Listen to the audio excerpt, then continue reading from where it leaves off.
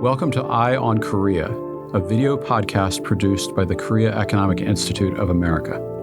Join us for in-depth conversations with experts and policymakers as we explore issues in Korea's economic and political relationship with the United States and how these issues may influence South Korea's regional strategies and its global relationships. I'm Scott Snyder, President and CEO of the Korea Economic Institute of America, and today I'm joined by Tami Overby, who is with the Albright Stonebridge Group, where she advises on investment and trade matters with a particular focus on Korea. Tami is the newest member of the board of the Korea Economic Institute of America. I'm thrilled to welcome her today for the inaugural edition of KEI's new video podcast, Eye on Korea. Thank you, Tami, for joining us on this first edition of Eye on Korea. And we're right in the initial days of the launch of the Trump administration. I know that you had a front row seat on watching the first Trump administration from the U.S. Chamber, right across Lafayette Square from the White House. What do you think are the lessons that you take from that experience for thinking about the U.S.-Korea trade and economic relationship? Well, Scott, thanks for the kind invitation. I'm honored to be your first guest. And yes, I was across the street from the White House during Trump 1.0. And what I realized is how little I knew, because I was actually on the ground in Seoul hosting a U.S.-Korea Business Council meeting when President Trump was elected the first time. Our Korean audience was quite concerned, and I reassured them. I said, what a candidate says versus what an incoming president says when he's in the Oval Office is always different. Better advisors. He has more information. I could not have been more wrong. So what I learned is I take President Trump very seriously, not always literally. For example, this time during his campaign, he was very clear about what he's going to do on day one on tariffs, and yet we saw no tariffs yesterday or Monday. However, I do believe tariffs are coming, but perhaps more thoughtful and will be more laser-focused rather than broadly. At least that is my hope.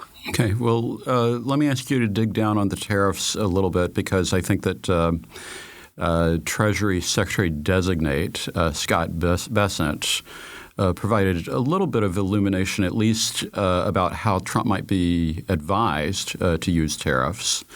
And of course, in his inauguration speech, he talked about one of those items, which was the External Revenue Service tariffs as an instrument for revenue raising. But Bessent also mentioned the idea that tariffs could be used either as a response, a retaliatory measure for dumping, perceived dumping, and also as a negotiation mechanism. And I thought that was really interesting. How do you think – what are the things that South Korea should be taking from that list, and what are the sorts of countermeasures that you think the South Korean government should be trying to prepare based on that framework? Well, first of all, Korea is not considered a country that has a lot of excess capacity and dumps. So I think the anti-dumping angle Korea will be safe on. But I do think Korea and every country is vulnerable to tariffs as a point of leverage. President Trump understands tariffs well. He's proud of the fact that he is tariff man. He believes that countries that have trade surpluses with the U.S. are unfairly treating the United States, and he believes that that trade needs to be in balance, and he's going to use tariffs as a way to try to balance it. So Korea is vulnerable there. However, if I were advising directly the Korean government, I would suggest that Korea during 2023 and 2024 was the number one foreign investor in the United States. And a lot of the trade surplus could be accounted for by inputs coming in to support those very large, significant investments. And oh, by the way, those investments are in high-tech, advanced manufacturing areas where Korea is really helping the U.S. Refurbish our advanced manufacturing. So they're helping us, in addition to creating high-paying jobs, 21st century jobs for American citizens. So I think on that regard, it's very important that the Korean administration help update President Trump's knowledge of the U.S.-Korea economic relationship today, because it's very different than it was when he was president the last time. Yeah, no, that's a great point. And I want to get into that. But before I do, it's pretty clear that the main focus of tariffs initially has been through the USMCA and also with China as a target. And so with that framing, what do you think that means for Korean business strategies and for maybe some opportunities for Korea in the context of punitive tariffs against China? Well, Korea will be affected by both. U.S.-Mexico tariffs, because Korea manufactures a lot in Mexico, and their products made there will be hit by the tariffs. Also, the U.S. auto industry, and that includes Korean auto manufacturers operating in the U.S., do a lot of back and forth between the U.S.-Mexico border, which will also impact Hyundai and Kia. And on the China side, I do think there are opportunities for where the Korea could fill in things purchased from China that are going to get hit, I believe, at some point with significant tariffs. Korea might be able to import substitute with the United States. So there is opportunity there. I think we also have to remember that American companies still have enormous exposure in China, as do Korean firms. One of the American companies that has a lot of exposure there is Tesla. And as we know, Elon Musk is one of President Trump's closest advisors. He also has operations in Mexico, and we're hoping that that may soften some of President Trump's initial instincts on slapping giant tariffs. Yeah, so that's really interesting because it also raises the issue of Elon Musk's influence on the administration and the initial executive orders related to EVs and gas combustion engines. And of course, there's Tesla. There's also a lot of Korean automobile sector exposure. How do you think that that is going to play out as we see the Trump administration kind of shifting back on the one hand to support for oil and gas? But on the other hand, you have Tesla's and Elon's influence on the administration. What do you think that means for, in particular, Hyundai and for Korean investments in those sectors here in the United States? That's a great question, and a question that nobody knows the answer to. But I would point out that it's not only EVs, but it's the batteries, which many Korean companies, SK On, Samsung, Hyundai, everybody's involved, LG, they're all involved in. But I would and that tension between EVs, energy transition, and drill, baby, drill, which we know is important to President Trump. But I think he's going to – I hope he will find a way to do both, to support, increasing the traditional oil and gas, but also keep us moving towards the energy transition.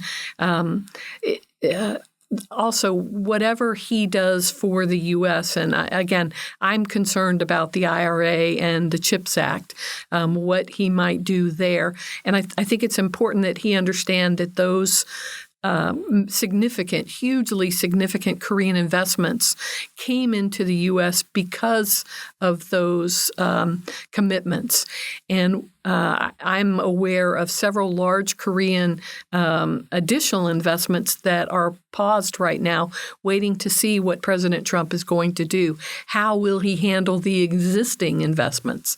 But I think once he recognizes that many of those investments are in Republican-red states, and again, they are creating 650,000, supporting 650,000 well-paying American jobs, and helping the U.S.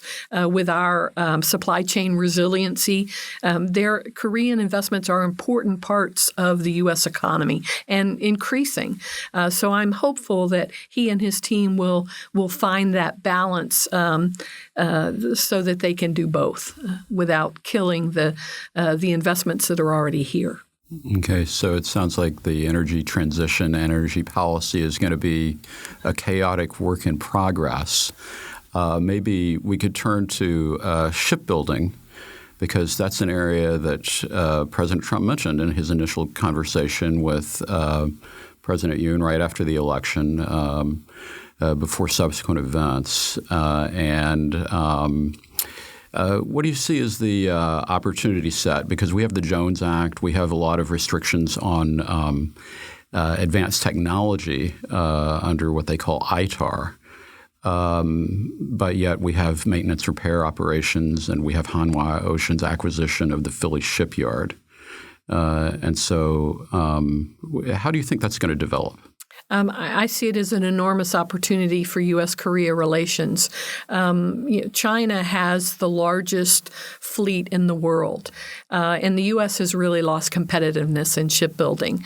But two of our closest friends and allies, South Korea and Japan, are number 2 and 3. China's number 1. So I think there's a great opportunity for South Korea to help us revitalize our shipbuilding. And we just saw the Hanwha purchase of Philly ports pass through our CFIUS process, so given the green light, and the deal was completed in December. So I'm very hopeful that South Korea will help us get back in the shipbuilding game, again, with their technology transfer and with the investments that they will make, again, creating and supporting high-paying American jobs, but also deepening our partnership with the Republic of Korea. I see it as a win-win for both countries. Okay. And then another area that has gotten some attention, at least on the Hill, in the context of the transition, is digital trade, issues related to data localization and cloud computing. How do you think that sector is going to develop, and where do you think the potential friction points might be? Well, there's great opportunity there, but there is some risk. Right now, I'm following very closely some of the Korean government and National Assembly bills in front of the National Assembly. One, the online platform bill, which basically has the Korea Fair Trade Commission and a couple of members of the National Assembly really following the European model, the Digital Markets Act, on how to regulate high tech. I think regulating high tech is important, but I think it has to be done in a reasonable and very responsible way, or you can have a very chilling impact on innovation. And unfortunately, that's what our European friends have seen. In fact, when I asked my friends in Korea, can you name any European online platform company? Most people come up empty. One person said, what about SAS? And that's true. That's the only one I can think of. But when one thinks of South Korea, there's Naver, there's Kakao.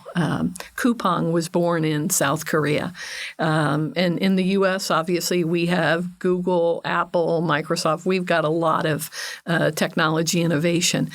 So I worry, though, that if President Trump were to look at the current KFTC online platform bill, what he would discover is that it captures Korean and American online platform companies while giving a free pass to AliExpress, Temu, and TikTok, Chinese companies, which I do not think is in the best interest of Korea.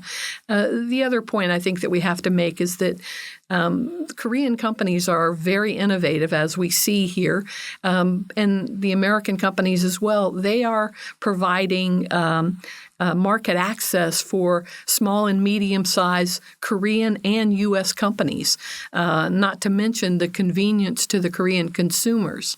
As somebody who visits Korea often, and I stay with my sister who lives there, we use Coupang every day. In the evening, if I notice there's not cream for my coffee, she goes online on Coupang, orders it by 10 p.m. It's at the door by 6 a.m. That's an incredible convenience. And again, helping small and medium-sized Korean and American companies have access to the millions of Korean consumers. Let's not hurt that. Okay. This is Inauguration Week. I think the other thing that people are concerned about is the political vacuum in South Korea and its potential impact on the development of the relationship with the Trump administration. To what extent should people be concerned about, and how bad do you think that the damage is, given the fact that Trump simply doesn't have a counterpart right now in South Korea? Well, Scott, that's the million-dollar question, and I'm very concerned about it. As one of our board members mentioned yesterday, President Trump doesn't deal with acting presidents. So right now, there is no one for him to talk to.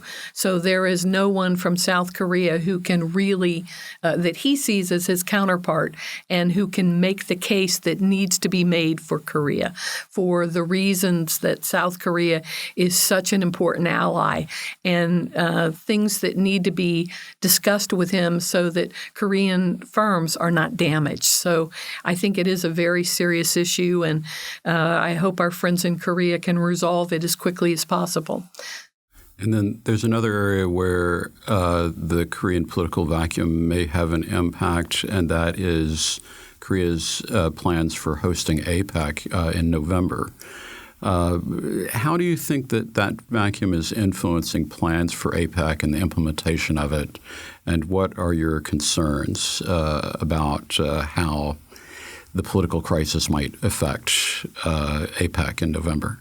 Well, the good news is Korea has a very strong bureaucracy, and APEC is a series of over 200 meetings that will occur all throughout the year. But what I am deeply concerned about is the final set of meetings, the leaders meeting for the 21 economies and the CEO summit that are scheduled for the end of October. And while I'm certain that the political situation in Korea will be resolved and will be in a much better space then, unfortunately, the decisions on whether global CEOs will attend are being made right now. And based on the information that those CEO offices have, I fear that we're going to have many that decide to skip Korea. The reason being that Korea decided to host this high-level, prestigious meeting in a beautiful historic city of Gyeongju, which, as we heard at a meeting with the National Center for APEC's Executive Roundtable 2 weeks ago in San Francisco, we heard that there are only 13,000 rooms in the surrounding area of Gyeongju.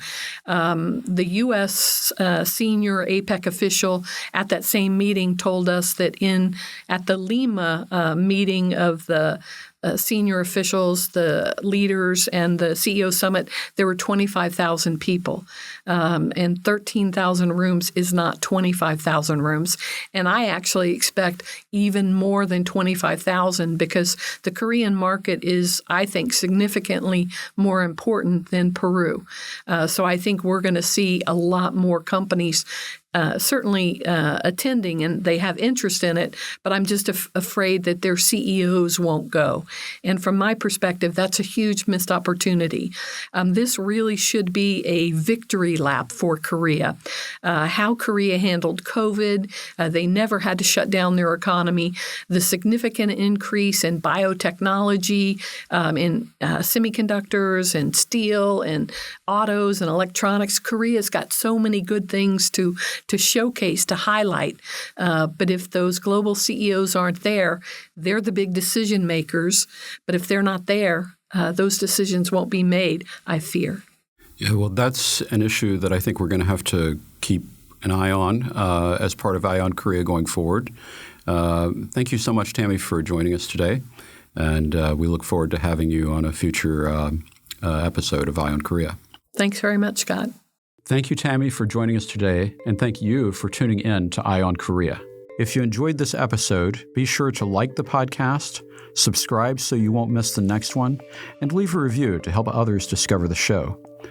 Follow the Korea Economic Institute of America on social media or visit keia.org for more resources, events, and expert analysis on Korea. We'll see you next time on Eye on Korea.